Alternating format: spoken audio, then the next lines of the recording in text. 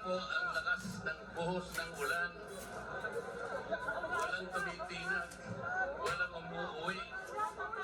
Lalo na kung nagpapahayag po kayo ng ating pagkakaisa, ang ating hinahanap na katarungan, hinahanap nating katotohanan, transparency, at accountability. Salamat po sa lahat ng mga kapatid sa Iglesia ni Cristo.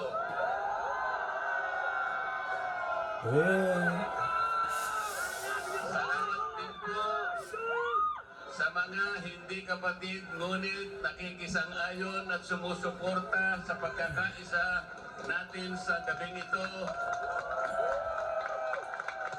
Iba po yung mga kakilala ko, yung iba po ay hindi ko man kakilala, ngunit nagpahayag po sila ng pagsuporta at pagmamahal sa ating bansa at sa ginagawa natin ngayon. Salamat po! Hindi na nga po sana ako pupunta dito. Kasi baka akalain po nung iba, ako pa po yung nag-i-instigate, hindi po. Nako po. Palagi ko pong ginagawa, kagaya ng palagi kong sinasabi, ay kailangan maipakita natin Pakita mo si Otesa. tunay at tapat na paglilingkod ng isang public servant sa pamahalaan.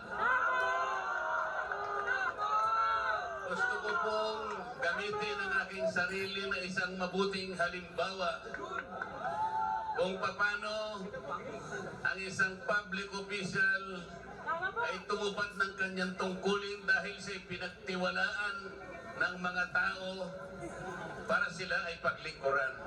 Bakit mo itinago yung investigasyon yun ni Congressman Andaya? Hindi mo ilabas ngayon. Ba't ka tahimik? Hindi ko kayo pasasalamatan sa tuwing nababanggit ang aking pangalan na sinusuportahan po ninyo ang 2018. aking ginagawa para sa ating Flood scam investigation yun ni Andaya. Ba't di mo ilabas muna? Ba't ka tahimik? Kasi panahon ni Duterte, yung Panginoon mo. Ngunit hindi ko nakikita sa mukha ninyo ang kapaguran. Hindi ko po alam kung paano ko magpapasalamat sa inyo. Naku po, sige utuin mo. Kung magagawa ko lang, napuntahan ko kayong isa-isa para yakapin ko kayo. Gagawin ko. Puntahan mo si Vizcaya. Naisip ko nga, Si Vizcaya, ibubuko ka na. Malapit na.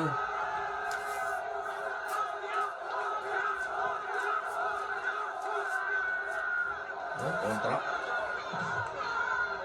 pero nung makita ko po na napakarami ninyo, kahit 30 pabrika ng hopya hindi magkakasa sa inyo. Sige lang! Stronghold Holdings. Stronghold. Stronghold, asawa mo involved kay Vizcaya, oh.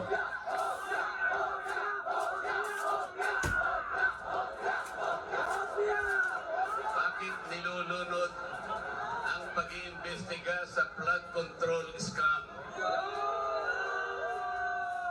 Bakit si Marcoleta ang ikukulong kayo ang mandarambong? Oh, yung flood control yun ni Andaya. Asa na? Ba't namatay yun?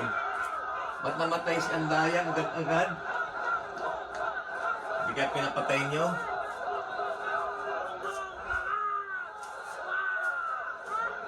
Meron po akong Natagpuan na lang, patay, Andaya. Ano po ito, pero Iniimbestigahan niya yung flood scam sa inyo ng panahon ni Duterte. tatakbo sa ating puso. Ang babasahin ko po sa inyo ay yung pambungad o yung preambulo ng ating saligang batas. Ito po ang kauna-unahan, ito ang pambungad, ito yung panimula. Kung tawagin natin sa English ay preamble.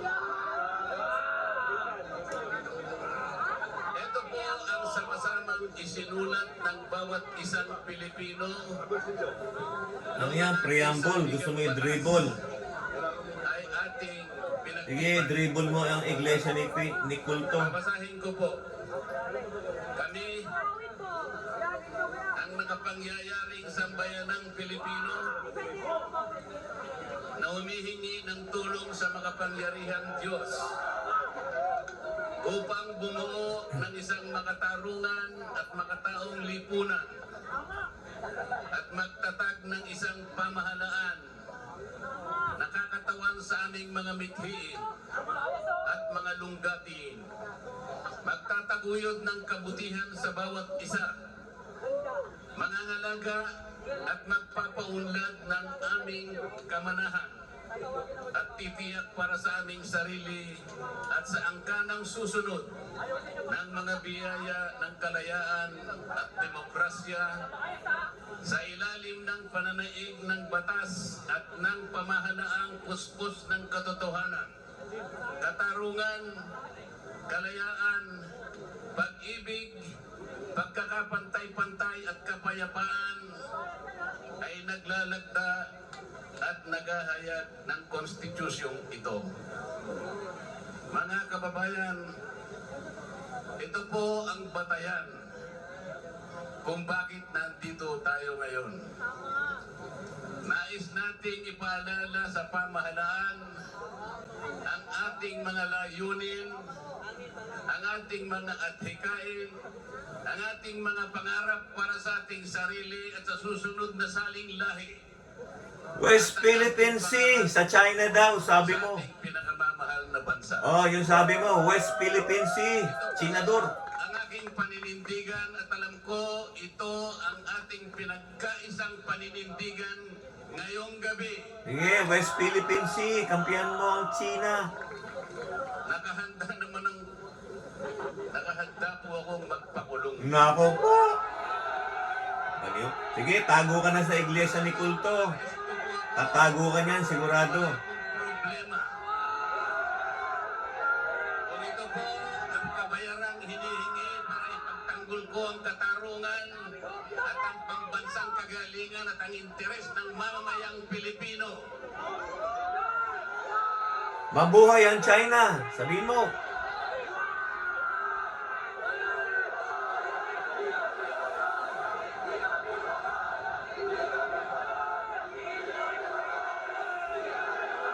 Sabi mo, di ba? Hindi mo makita ang West Philippine Sea. South China silang nakikita mo.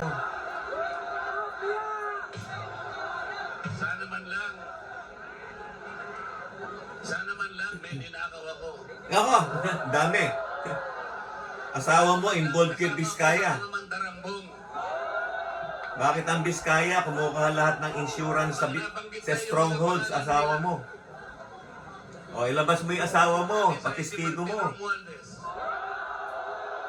Pinagtalhan ng mali-malitang pera. O, asan ang ebidensya? Labas ka ebidensya. Buhaya ka daw. Okay mo, buhaya ka daw. Buhaya ka daw. Hindi buhaya yan. Pag yan, aso yan. Sa labing pantulong para sa kampanya para ako'y manalong isang senador. Chinador ka, chinador. Kaibigan ko na Pakawala ka ng China. at sarili lang pera ang kanilang itinulong sa akin. Baka sakaling manalo nga po ako at nanalo nga po.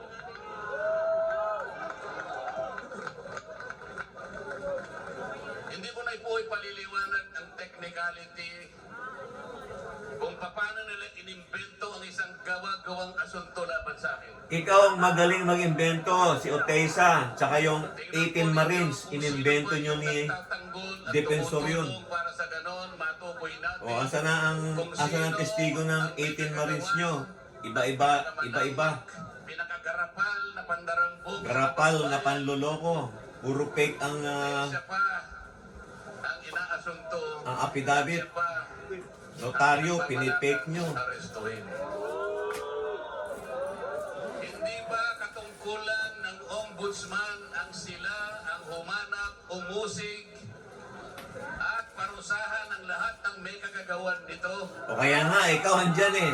Kasi sa bunganga mo galing yung ebidensya eh. Hindi ba dapat tulungan pa nila ako? Abogado ka, tatanga-tanga ka, hindi mo alam yung sinasabi mo. O di ano, nahuli ka sa bibig mo. Ginawa po nilang politika ang lahat ng ito. Ikaw may kasalanan, no? Ikaw ang nag-umpisa. Ang Yung ebidensya sa'yo galing. nainis at sinampa laban sa akin ay Ay, ano? Ay, ano? nagsasaysay ng kwarta. Oo, buwakang kwarta. Pero hindi nagbabanggit ng korupsyon. Nagsasaysay ng halaga, ngunit hindi binabanggit ng ill-gotten wealth. Ano walang corruption eh? Galing kay Defensor yun. Galing sa putahan ni Defensor. Iugnay ang public Doon sa Pasig. office. Galing sa Ngunit putahan. walang binabanggit Oh. na abuse of public Saan mo dinala yun? Pinasa mo ba sa ang ikapo mo sa iglesia ni Kulto? ng mga Kaya justice. sumusuporta sa iyo ngayon dahil nabigyan Ngunit ng walang evidence. INC. Naglulubid ng naratibong pampolitika. Ikaw yun. Ngunit walang binabanggit na elemento o sangkap sa mga krimen na kanilang gawa-gawa. Eh sa'yo nga galing yung ebidensya mo eh. Ebidensya mo yun eh. Nagbibigay po ng malaki Ikaw nagpahamak sa sarili mo. kapansanan sa ilalim po ng mga batas na umiiral sa ating bansa. Hindi ba sinabi natin, bawal ang bendalo? Ang sabi? Bawal.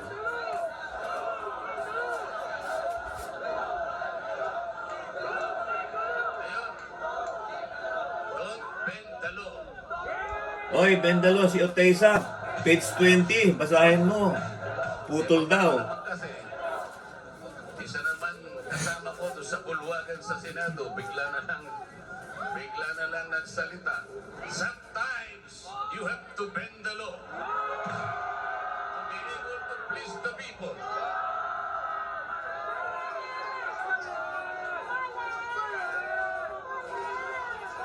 Sumagot naman yung kausap. Sumagot yung kausap. Tinanong kasi siya kung tama yung sinasabi.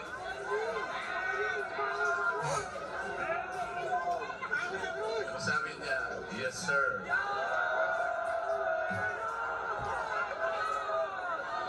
Mga kababayan, uulitin ko po ang aking pagsaludo sa inyo.